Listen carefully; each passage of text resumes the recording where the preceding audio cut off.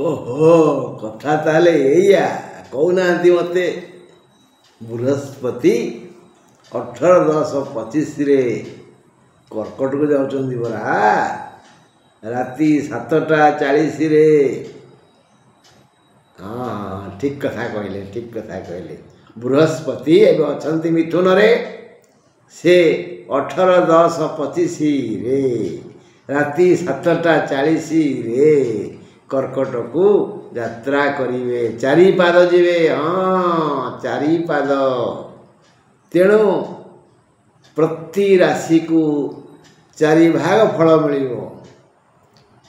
देखिबा केबे कौन केमिति ये सुजोग आसुची को दिन आपण मते कथा सुनेइबे मु रहिले आज किंतु मु आपण को सुनाउची कौन धनुराशि उपरे आमे पूर्वरु कहिथिले भी विधाता विचार बिगिड़ी गला। ए विषय तो आपण देखिथिबे मो मुहटा थिबो पाटी पाकु पाकु होउथिबो हेले इंग्राजी रे सुनुथिबे। ये सब थिला कंपनी रो खेल घर कौन सी प्रकार रे ताकू परिवर्तन करा जाइछि। तेणु मोर प्रिय साथीगण मु कौन करी आउ थे कही दौची शुणु। हाँ धनु राशि लोके 28, 29, 30 यही 3 दिन हसिबे कूदिबे नाचिबे मजा करिवे। यही 3 दिन भारी बढ़िया दिन सुखाद्य सुमित्र आउ आवश्यक मुताबक अर्थ उत्तम संपर्क ये सबू आपण पाखक आसीबो बढ़िया लाभ हेबो। हाँ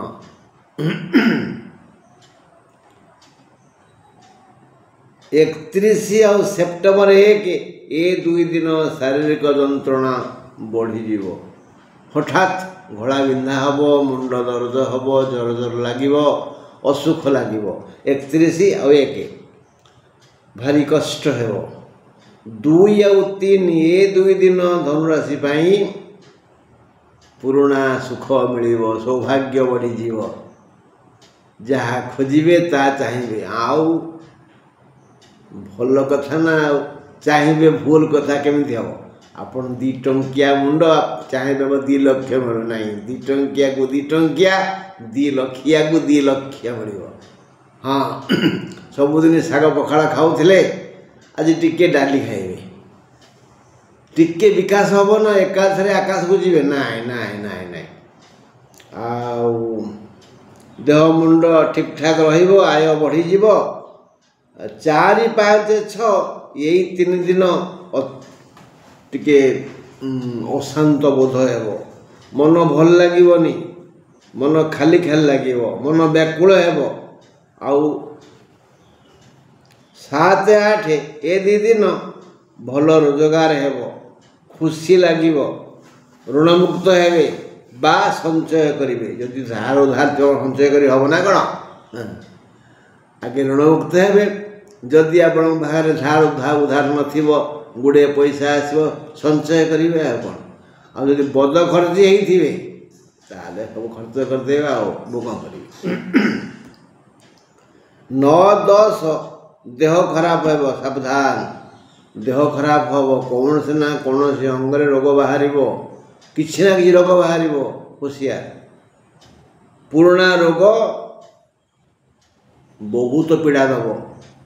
हाँ से दिन सी मुंड टेक 11, 12 ये 2 दिन नानाविध सुख और शांति मिल। सामाजिक पारिवारिक दाम्पत्य आर्थिक समस्त समस्या दूरीभूत हो सुख आसो।